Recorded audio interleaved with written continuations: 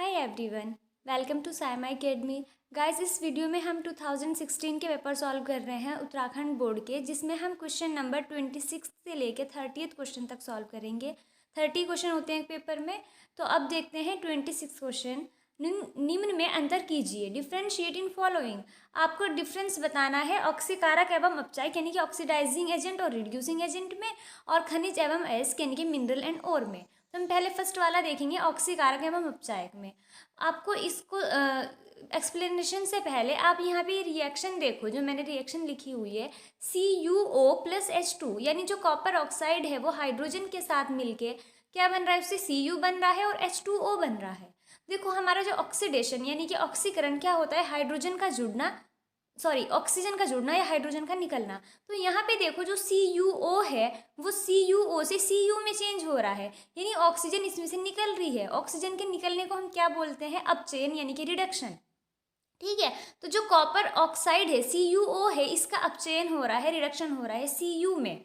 Okay, और इसी तरह जो हाइड्रोजन है ये H2 से H2O में जा रही है, यानी इसके अंदर ऑक्सीजन जुड़ रही है। ऑक्सीजन का जुड़ना क्या होता है, ऑक्सीडेशन यानी कि ऑक्सीकरण। अब देखो, जो कॉपर ऑक्साइड ने ऑक्सीजन छोड़ा वो H2 ने लेके H2O में चेंज हो गया, यानी जो कॉपर ऑक्साइड है खुद तो वो अपचयित हो गया, रिड्यूस हो गया, लेकिन उसने जो H2 है उसका ऑक्सीकरण कर दिया, उसको ऑक्सीडाइज कर दिया, उसको ऑक्सीजन प्रोवाइड करा के। तो कॉपर ऑक्साइड ने अपनी ऑक्सीजन देके H2 का ऑक्सीडेशन किया है ना, इसलिए कॉपर ऑक्साइड जो है वो ऑक्सीडाइजिंग एजेंट कहलाएगा, ऑक्सीकारक कहलाएगा। इसी तरह H2 ने कॉपर ऑक्साइड से ऑक्सीजन लेके उसको रिड्यूस कर दिया, उसको अपचयित कर दिया कॉपर में, तो इसने उसको रिड्यूस होने में हेल्प की उसकी ऑक्सीजन लेके, इस वजह से ये हो गया यहाँ पे रिड्यूसिंग एजेंट, है ना। देखो, जो कॉपर ऑक्साइड ने ऑक्सीजन छोड़ी वो H2 ने ले ली, तो H2 ने उसको रिड्यूस होने में हेल्प की है ना, तो जो रिड्यूस कराने में हेल्प कर रहा है वो रिड्यूसिंग एजेंट होगा। तो यहाँ पे कॉपर ऑक्साइड रिड्यूस हो रहा है कॉपर में, यानी कि अपचयित हो रहा है, और जो H2 है वो ऑक्सीडाइज हो रहा है, ऑक्सीकृत हो रहा है H2O में। तो इसलिए कॉपर ऑक्साइड तो ऑक्सीडाइजिंग एजेंट होगा और जो हाइड्रोजन है वो रिड्यूसिंग एजेंट। सिंपल ऐसे याद रखना, जिसका ऑक्सीकरण हो रहा है, जिसका ऑक्सीडेशन हो रहा है वो तो होगा रिड्यूसिंग एजेंट यानी कि अपचायक, और जिसका रिडक्शन हो रहा है, अपचयन हो रहा है, वो होगा ऑक्सीकारक यानी कि oxidising agent. Okay, if a substance gains hydrogen or loses oxygen during a reaction, it is said to be reduced. अगर कोई भी सब्सटेंस हाइड्रोजन को गेन करेगा या ऑक्सीजन को लूज करेगा तो हम उसको बोलते हैं कि रिड्यूस हो गया, है ना, और वो रिड्यूस हुआ है तो वो ऑक्सीडाइजिंग एजेंट कहलाएगा। यदि कोई पदार्थ अभिक्रिया के दौरान हाइड्रोजन प्राप्त करता है या ऑक्सीजन त्याग करता है तो उस पदार्थ का अपचयन होना कहते हैं, और वो खुद ऑक्सीकारक कहलाएगा, क्योंकि उसने अपचयित ऑक्सीकृत होने में हेल्प की है, अपनी ऑक्सीजन दूसरे को दी है। इसी तरह से reducing agent, if a substance going gains oxygen और loses hydrogen during a reaction, it is said to be oxidised and is called a reducing agent. अगर कोई सब्सटेंस ऑक्सीजन गेन करता है या हाइड्रोजन लूज करता है तो उसको हम उसका ऑक्सीडेशन होना कहते हैं, कि वो ऑक्सीडाइज हो रहा है वहाँ पे, और ऑक्सीडाइज हो रहा है दूसरे के पास से ऑक्सीजन लेगा ना किसी के, तो उसको रिड्यूस कर रहा है, इसलिए रिड्यूसिंग एजेंट कहलाएगा।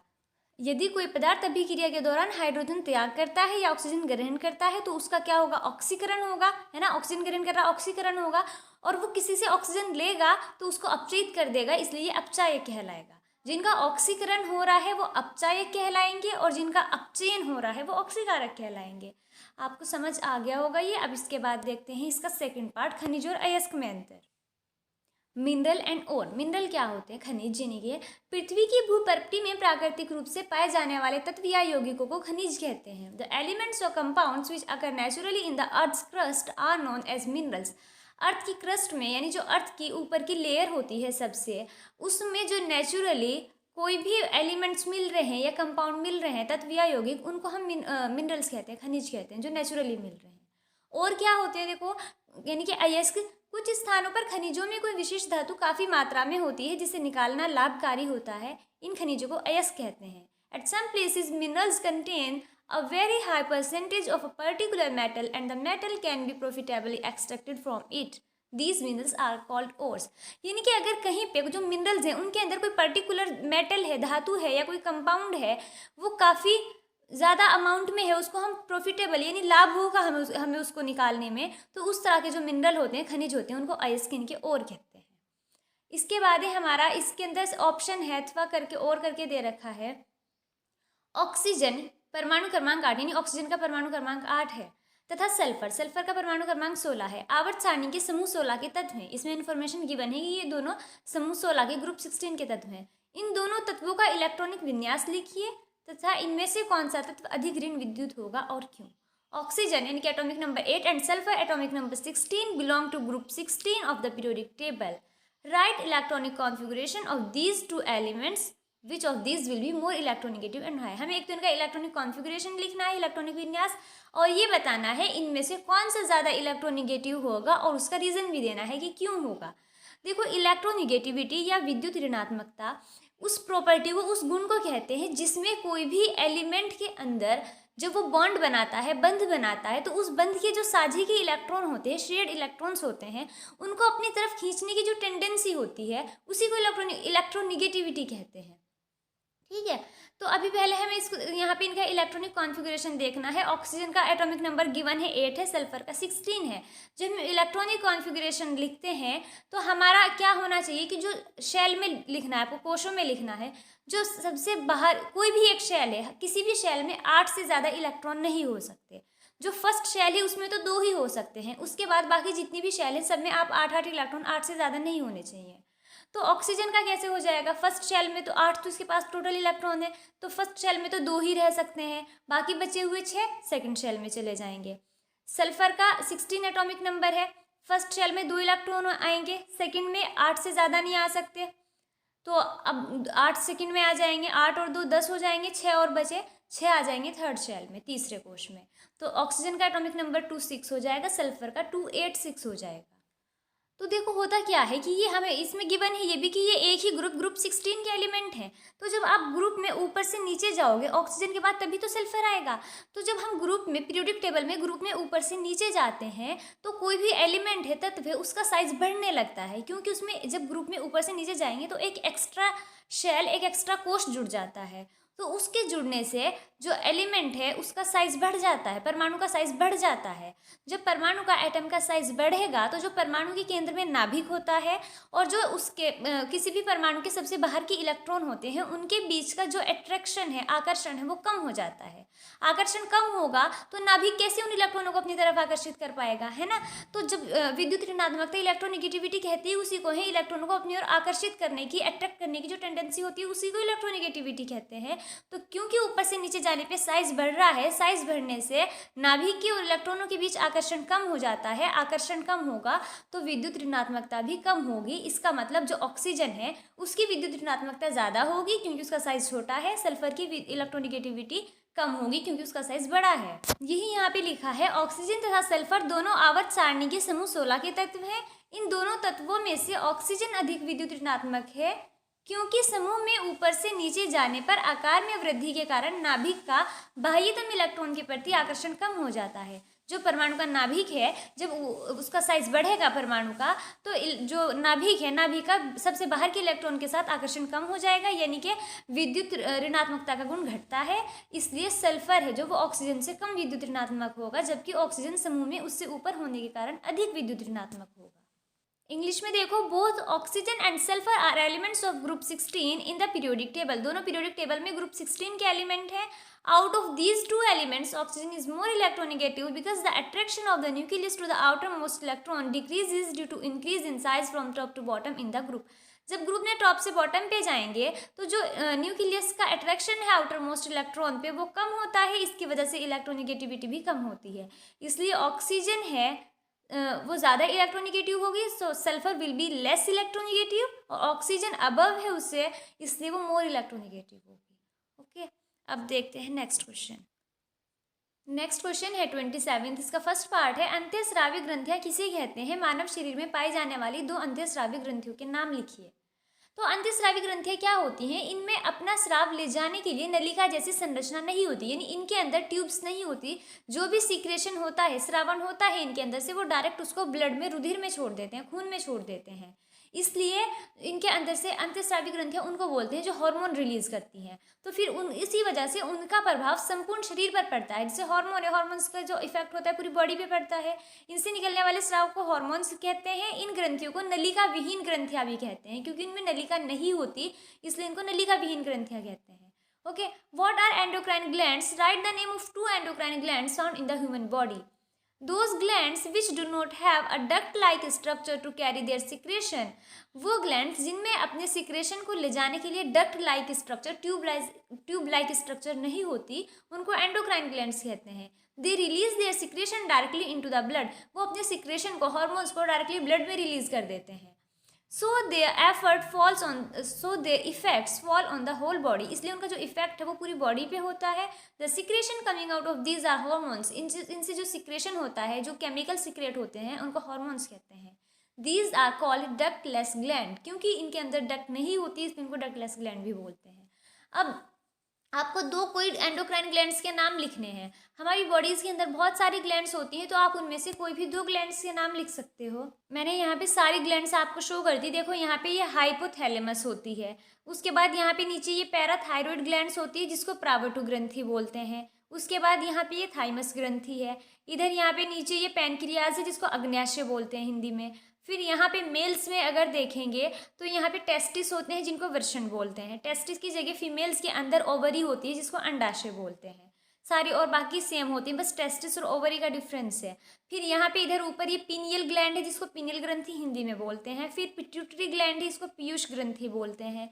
उसके बाद यहाँ पे थायराइड ग्लैंड है, जिसको अवटु ग्रंथि बोलते हैं. और यहाँ पे पैनक्रियाज के साइड में एड्रिनल ग्लैंड है, जिसको अधिवृक्क ग्रंथि बोलते हैं. तो इतने सारे ग्लैंड्स के आप नाम याद कर लो. इनमें से कोई भी 2 ग्लैंड्स लिख सकते हो. हाइपोथैलेमस, पैनक्रियाज लिख दो, टेस्टिस लिख दो, थायराइड और पैराथायरॉयड लिख दो. इनमें से कोई भी 2 ग्लैंड्स आपको. इसके बाद देखते हैं इसका सेकंड पार्ट, अलैंगिक जनन और लैंगिक जनन में क्या अंतर है. सॉरी, यहाँ पे ये दोबारा अलैंगिक ही लिखा गया. अलैंगिक और लैंगिक जनन में अंतर बताना है. What is the difference between asexual and sexual reproduction. तो पहले असेक्सुअल यानी कि अलैंगिक जनन देखते हैं. क्या होता है अलैंगिक जनन में?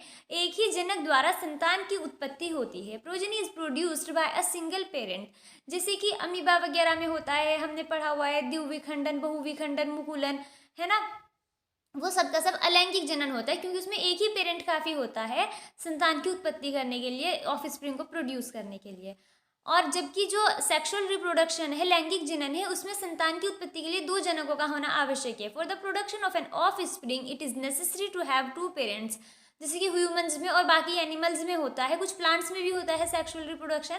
तो सेक्सुअल के लिए आपको 2 पेरेंट्स की नीड होती है.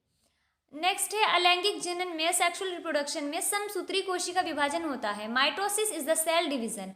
माइटोसिस या समसूत्री कोशिका विभाजन क्या होता है कि जब एक कोशिका विभाजित होती है, कोई सेल डिवाइड होती है 2 सेल में, तो दोनों सेल में जो गुणसूत्र हैं, क्रोमोजोम है, उनका नंबर सेम रहता है. जो पेरेंट सेल में थी, जो वो जनक कोशिका थी, पेरेंट सेल थी, उसके अंदर जितने इलेक्ट्रॉन है, वो जब वो 2 सेल उससे डिवाइड हुई, 2 सेल बनी, उन दोनों में भी गुणसूत्र की संख्या, क्रोमोसोम्स का नंबर सेम रहेगा. जबकि उसमें सेक्सुअल में, लैंगिक में अर्धसूत्री कोशिका विभाजन द्वारा युग्मक बनते हैं. इसमें क्या होता है, जो डॉटर सेल यानी पुत्री कोशिकाएं बनती हैं, उनमें गुणसूत्रों की संख्या, क्रोमोसोम की संख्या पेरेंट सेल की आधी रह जाती है, इसलिए अर्धसूत्री कोशिका विभाजन होता है. Gametes are formed by meiotic cell division. Next है असेक्सुअल में, अलैंगिक में निषेचन नहीं होता है. Fertilisation doesn't occur. फर्टिलाइजेशन इनमें नहीं होता है, क्योंकि एक ही पेरेंट की नीड होती है, इसलिए उनके अंदर फर्टिलाइजेशन नहीं होता. जबकि सेक्सुअल रिप्रोडक्शन में फर्टिलाइजेशन होता है, निषेचन होता है, क्योंकि जो 2 पेरेंट्स हैं, जब उनके गैमेट्स मिलते हैं, तो उसी को बोलते हैं फर्टिलाइजेशन होना. असेक्सुअल रिप्रोडक्शन में संतान पूर्णतः जनक के समान गुणों वाली होती है. The progeny has exactly the same qualities as the parents. जो जैसे कोई भी प्लांट है, जब उससे नया प्लांट बनता है, तो वो बिल्कुल एकदम ऐसा ही होता है जैसे कि उसका पेरेंट प्लांट है. यानी कि जो ऑफस्प्रिंग है, प्रोजेनी है, उसके अंदर सारे कैरेक्टर्स अपने पेरेंट्स के होते हैं. जबकि सेक्सुअल रिप्रोडक्शन में, क्योंकि 2 पेरेंट्स होते हैं, इसलिए जो ऑफस्प्रिंग होती है, जो संतान होती है, उसमें दोनों के गुण पाए जाते हैं. The characteristics of both the parents are found in the offspring. वो बिल्कुल अपनी किसी एक पेरेंट की कॉपी नहीं होती, दोनों पेरेंट के कैरेक्टर्स पाए जाते हैं संतान में, दोनों जनकों के गुण होते हैं.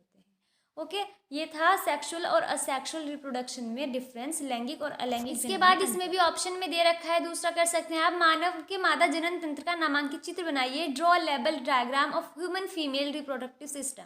इसमें तो आपको डायग्राम बनाना है. देखो ये डायग्राम ज़्यादा हार्ड नहीं है. वैसे तो देखो जब आप बनाते हो तो हार्ड लगता है, तभी पता चलता है, लेकिन ज़्यादा हार्ड नहीं है. आपको बस 2-3 बार प्रैक्टिस करनी होगी, इसको आराम से बना सकते हो. इस तरीके का आपको यहाँ पे तो डायग्राम बनाना है. हम इसका सेकंड पार्ट देखते हैं, उसमें क्या करना है।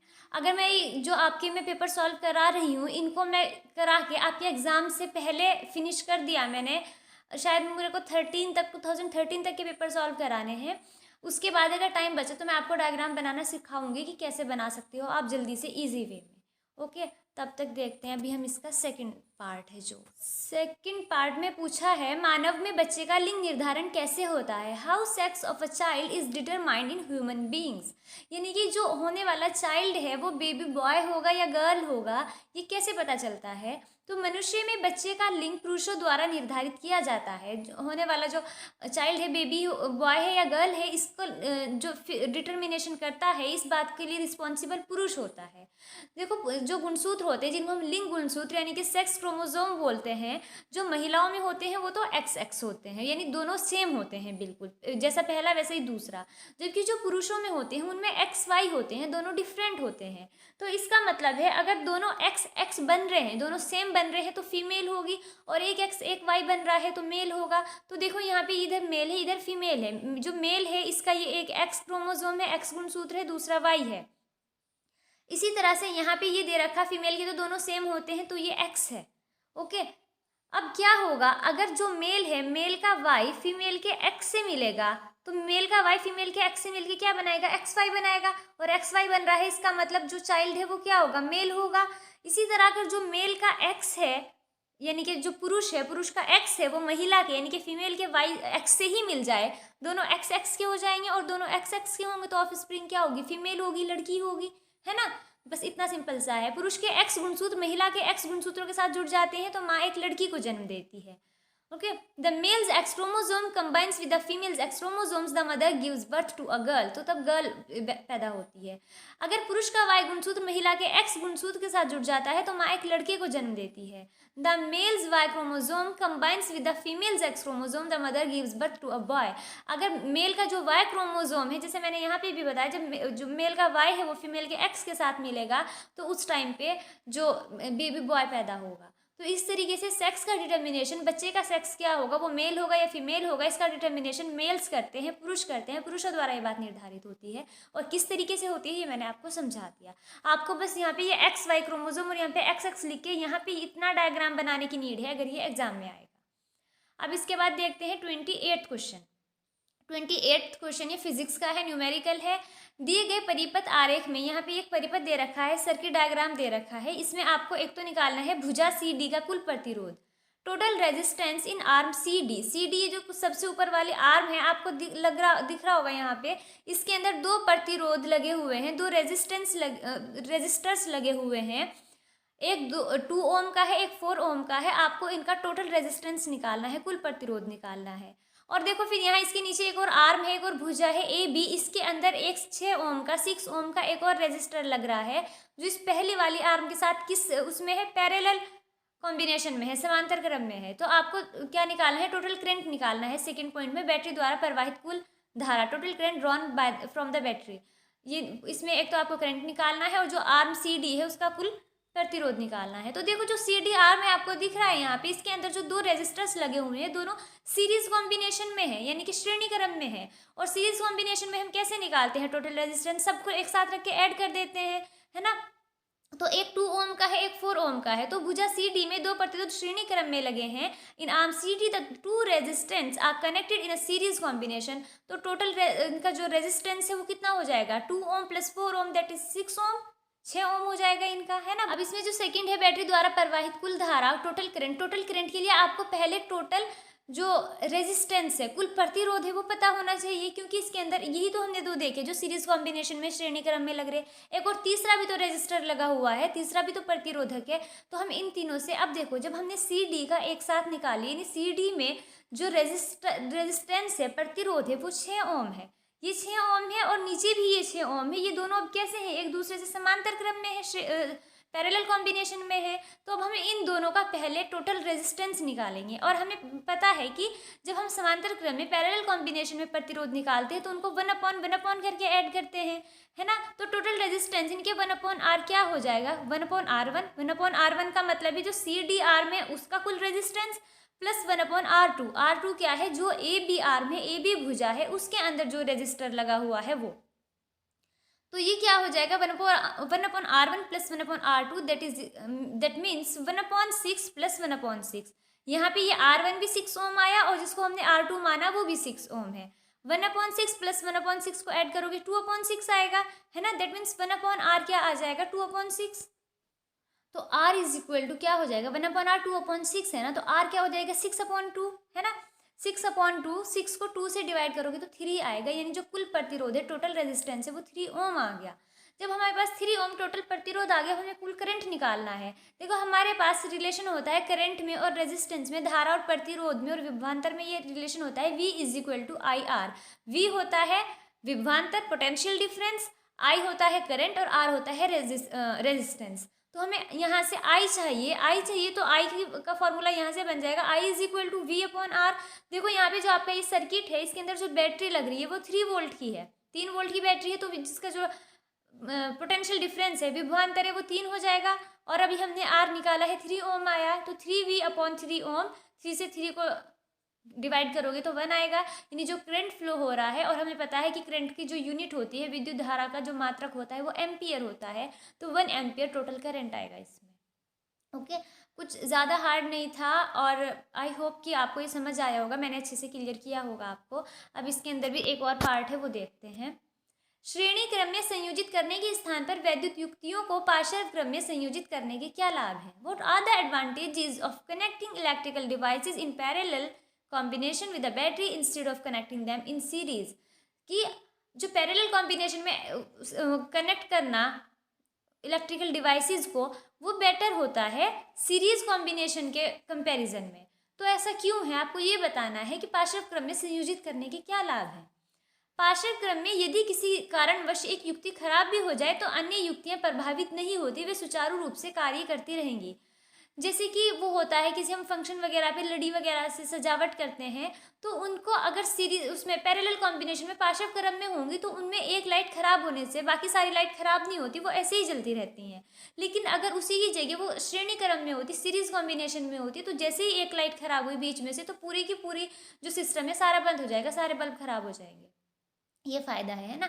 नेक्स्ट क्या है, पार्श्व क्रम में संयोजित सभी उपकरणों के लिए अलग अलग स्विच लगाया जा सकता है ताकि आवश्यकता अनुसार किसी को भी ऑन या ऑफ किया जा सके।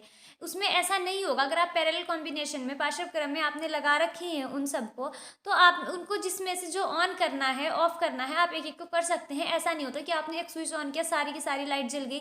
जैसे कई बार हम किसी रूम में बहुत सारी लाइट लगा के रखते हैं, तो हर एक के लिए हम अलग अलग स्विच लगा सकते हैं। पार्श्व क्रम में कुल प्रतिरोध का मान कम हो जाता है, जिसके कारण धारा का मान बढ़ता है। हमने पीछे देखा भी है, जब हम पार्श्व क्रम में कुल प्रतिरोध निकालते हैं तो उसमें 1/1 करके ऐड करते हैं ना, तो प्रतिरोध कम आता है। जबकि श्रेणी क्रम में सबको एक साथ रख के जोड़ देते हैं, जिससे कि प्रतिरोध का मान बढ़ता है। और प्रतिरोध का मान अगर बढ़ता है तो धारा घटती है, क्योंकि प्रतिरोध क्या करता है, धारा को बहने से रोकता है ना। जितना ज़्यादा प्रतिरोध होगा उतनी कम धारा होगी। By connecting electrical equipment in parallel, the circuit's total effective resistance can be decreased. जब पैरेलल कॉम्बिनेशन में कनेक्ट करेंगे इक्विपमेंट को, तो उनका जो टोटल रेजिस्टेंस है, कुल प्रतिरोध है, वो कम हो जाता है, जिससे जो करंट फ्लो है वो बढ़ जाता है। Even if one component fails, the other will continue to work because each has its own circuit. जैसे भी हिंदी में भी बताया कि अगर कोई एक कंपोनेंट फेल हो जाए तो बाकी काम करना कंटिन्यू रखें, क्योंकि हर एक का अपना अलग सर्किट होता है। The current passing through each component combines to generate the source current flow. जितने भी कंपोनेंट हैं उनसे जो करंट पास होता है वो सारा कंबाइन हो जाता है। इसमें पैरेलल कॉम्बिनेशन में ज़्यादा अमाउंट में करंट फ्लो होता है, जबकि सीरीज कॉम्बिनेशन में लेस अमाउंट में करंट फ्लो होता है। तो ये बेनिफिट है कि हम जो डिवाइसेस होते हैं, इलेक्ट्रिकल डिवाइसेस, उनको पैरेलल कॉम्बिनेशन में ही क्यों रखते हैं। इसके अंदर भी ऑप्शन में है, सेकंड पार्ट है, फर्स्ट न्यूमेरिकल है। इसके अंदर भी एक टॉर्च के बल्ब पर 5 वोल्ट और 500 मिली एम्पियर अंकित है, ज्ञात कीजिए। A torch bulb is rated 5 volt and 500 milliampere, calculate. एक टॉर्च का बल्ब है, उस पर एक तो 5 वोल्ट लिखा है और 500 मिली एम्पियर लिखा है, यानी उसका विभवांतर 5 वोल्ट है और उसके अंदर 500 मिली एम्पियर की धारा प्रवाहित हो रही है। तो हमें एक तो उसकी पावर निकालनी है, बल्ब की शक्ति, और बल्ब का प्रतिरोध, रेजिस्टेंस ऑफ बल्ब। थर्ड निकालना है energy consumed by bulb when it is lighted for 4 hours. जब 4 घंटे तक बल्ब लगातार जलेगा तो वो कितनी एनर्जी, कितनी ऊर्जा कंज्यूम करेगा, उपभोग करेगा, वो निकालनी है। पहले हम फर्स्ट वाला करेंगे। देखो, हमें इसके अंदर एक तो दे रखा है पोटेंशियल डिफरेंस, यानी कि विभवांतर 5 वोल्ट। सेकंड दे रखी है धारा, करंट कितना, 500 मिली एम्पियर। एक हज़ार मिली एम्पियर 1 एम्पियर के बराबर होता है, तो मिली एम्पियर को एम्पियर में चेंज करने के लिए 1000 से डिवाइड करेंगे। ओके, जब 500 को 1000 से डिवाइड करोगे तो 0.5 एम्पियर आएगा। और टाइम दे रखा है हमें कि 4 घंटे तक जलेगा बल्ब, 4 आवर्स, और हमें टाइम चाहिए किसमें, सेकंड में। तो 4 आवर्स है ना, 1 आवर में 60 मिनट होती हैं और फिर 1 मिनट में 60 सेकंड होती हैं। तो 4 को पहले मिनट में बदलने के लिए 60 से मल्टीप्लाई करेंगे, फिर अगेन सेकंड में बदलने के लिए फिर 60 से मल्टीप्लाई, तो इसको मल्टीप्लाई करोगे ये आएगा 14,400, 14,400 सेकेंड्स आएंगे। तो पहले हमें निकालना है बल्ब की शक्ति, पावर ऑफ बल्ब। इसके लिए हमारे पास फॉर्मूला होता है P = V × I। हमारे पास V भी है, I भी है। V क्या है 5 वोल्ट, I क्या है 0.5 एम्पियर। 5 की मल्टीप्लाई 0.5 से करोगे तो 2.5 आएगा, और शक्ति का जो पावर होती है उसकी यूनिट होती है वाट, तो 2.5 जो वाट है वो उसकी शक्ति आ जाएगी। सेकंड में हमें प्रतिरोध निकालना है। अभी हमने पीछे भी देखा प्रतिरोध में और विद्युत धारा विभवांतर इनमें रिलेशन होता है V = I/R। हमें R चाहिए तो R = V/I हो जाएगा। V कितना है गिवन है हमें क्वेश्चन में, 5 वोल्ट है, और I है 0.5 एम्पियर, है ना।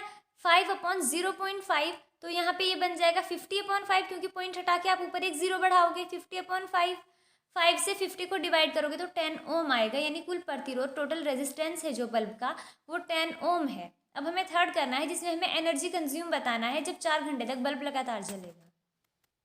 देखो इसमें हमें अभी जो वो होती है पावर, बल्ब की शक्ति होती है, उसको P = W/T इस फॉर्म में भी लिखते हैं।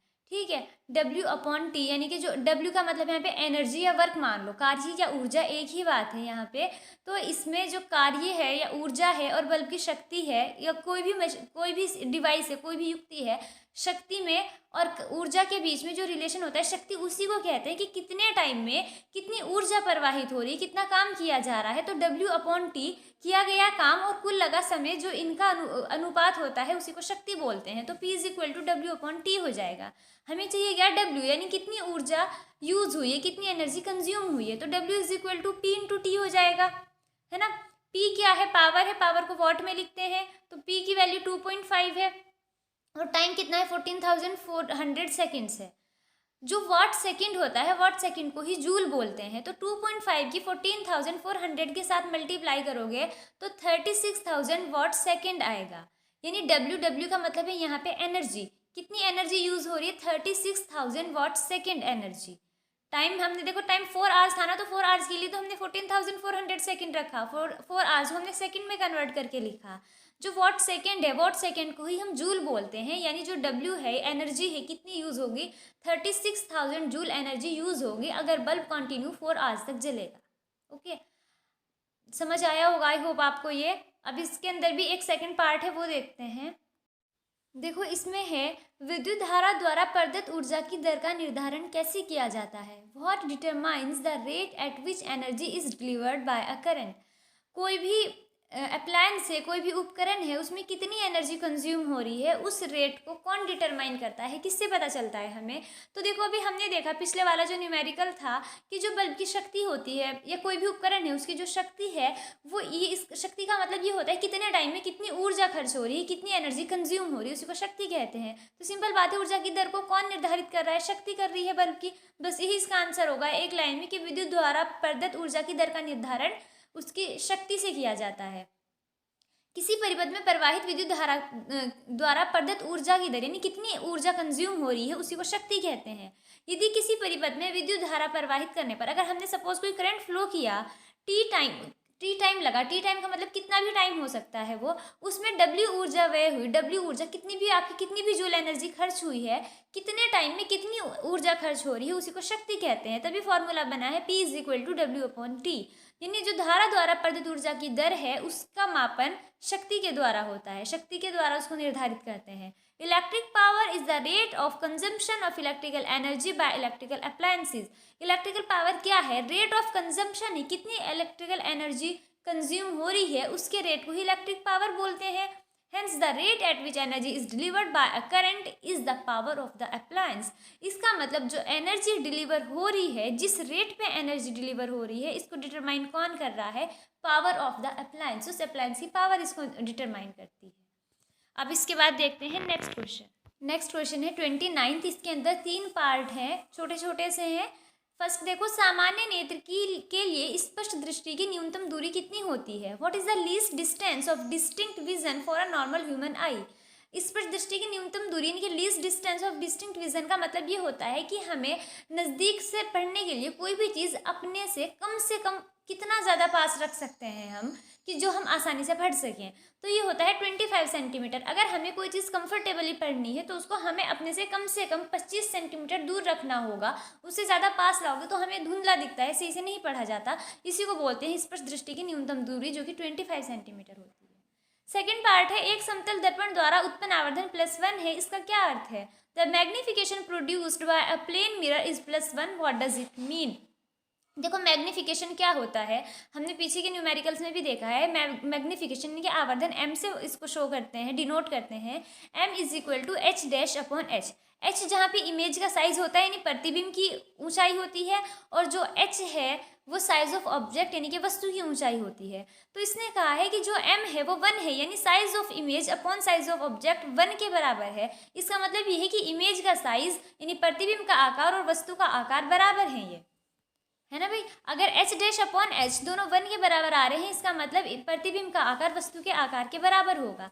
सेकंड बात है कि इसमें दे रखा है +1। +1 का मतलब ये है कि magnification is positive, hence the image form is virtual and erect. एक तो जो इमेज बनी है वो वर्चुअल है और इरेक्ट है, सीधी है।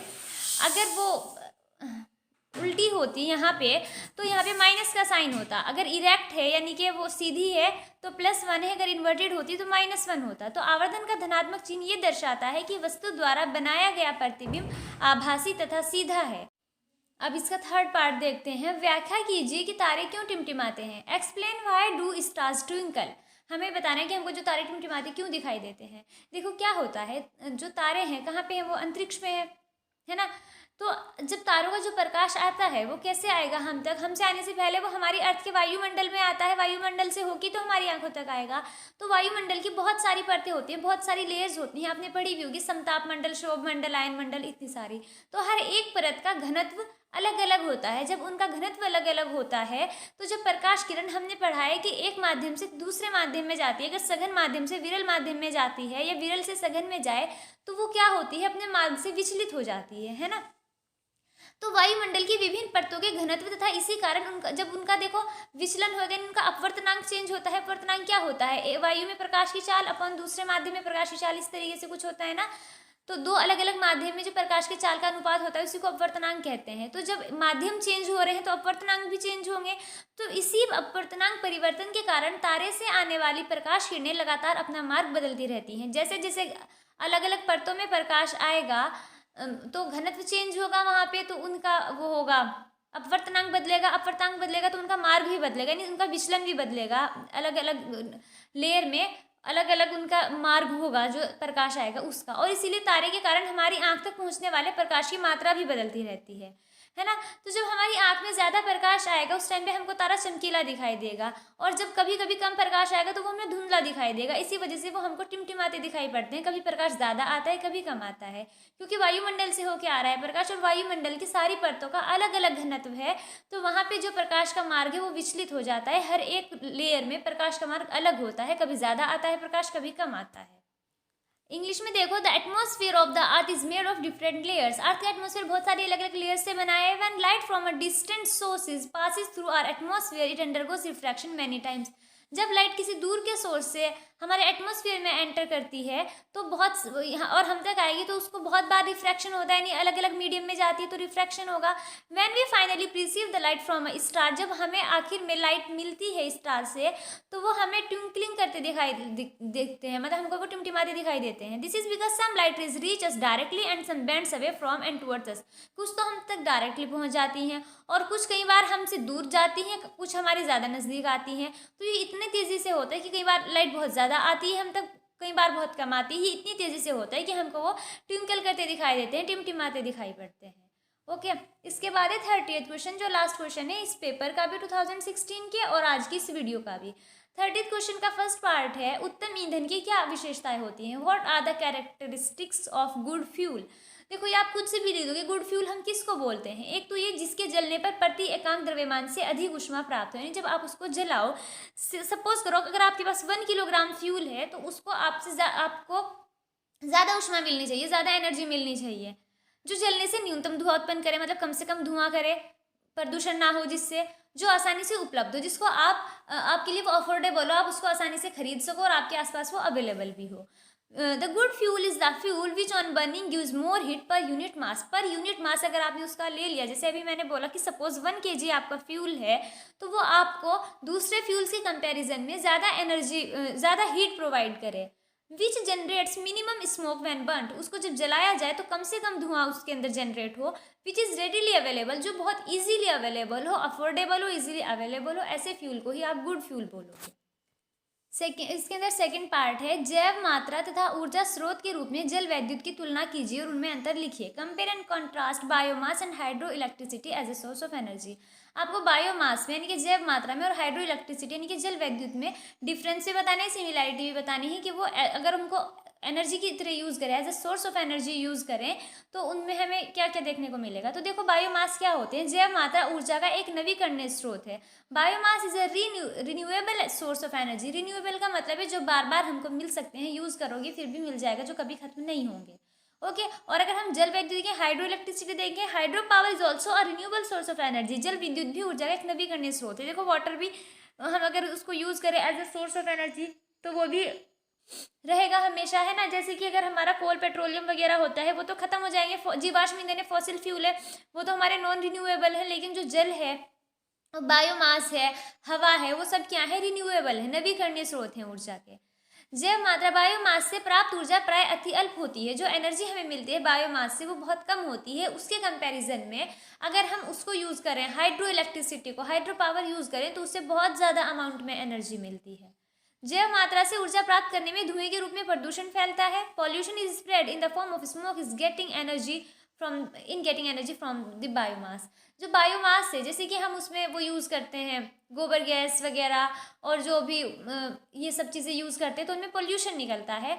जबकि जो हाइड्रो इलेक्ट्रिसिटी होती है, वाटर से जो इलेक्ट्रिसिटी बनती है, उसमें किसी भी तरह का पोल्यूशन नहीं होता। There is no pollution in hydro electric power. जल विद्युत ऊर्जा में किसी भी प्रकार का प्रदूषण नहीं होता। इतना ही था इसका। आपका ये पेपर कंप्लीट हो गया 2016 का। इसके अंदर 30 क्वेश्चन थे, हमने सारे सॉल्व कर लिए। इसके बाद करेंगे हम 2015 का पेपर। और आई होप कि मैंने आपको ये सब अच्छे से समझाया होगा। अगर आपको कहीं पे कोई डाउट है तो आप पूछ सकते हैं। अगर कहीं पे मैंने कुछ गलत बोला है या जो भी आपको उसमें कुछ भी लगता है, आप कमेंट सेक्शन में बेझिझक बता सकते हैं। Thank you so much for watching.